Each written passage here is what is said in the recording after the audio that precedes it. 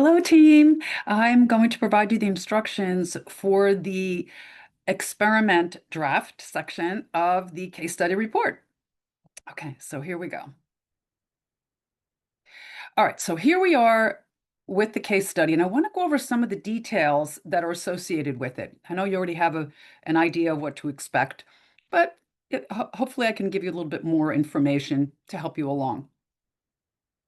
So what you're going to be doing is you're going to have a choice of either collecting primary data, which means that you're collecting data from someone in the form of a survey or from a focus group or an interview. Now, you've already had the interview with the business owner, but additional interviews would be from uh, potential customers or existing customers or somebody else. All right. Or your other choice would be to suggest an experiment. So in the first instance, where you're collecting primary data, you're actually conducting the experiment or a pilot for the experiment anyway. And then for the second option, you have the opportunity to suggest the experiment. And you're going to go into great detail in explaining that experiment to the business owner.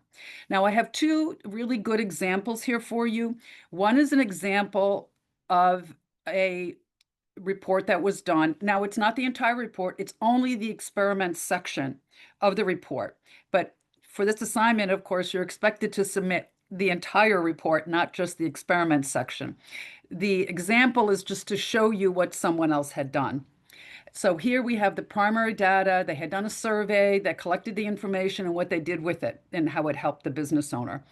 And then here, the second example is where they did not collect primary data and they're suggesting an experiment for the business owner.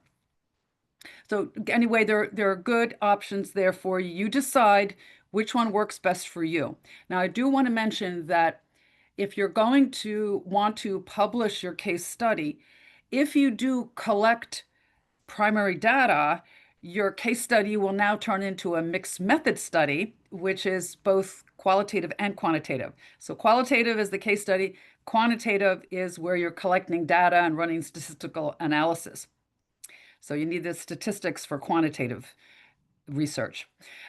Now, if you're making the suggestion for an experiment, then it would still be considered a case study.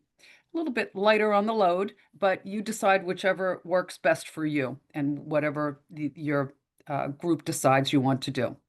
And that's about it. So just read through the information. You already have the template, which is in the course, and then you will just put your information within the template and submit it like you normally do. Please reach out to me if you have any questions or concerns, any comments at all. I'm happy to meet with you. Thank you so much.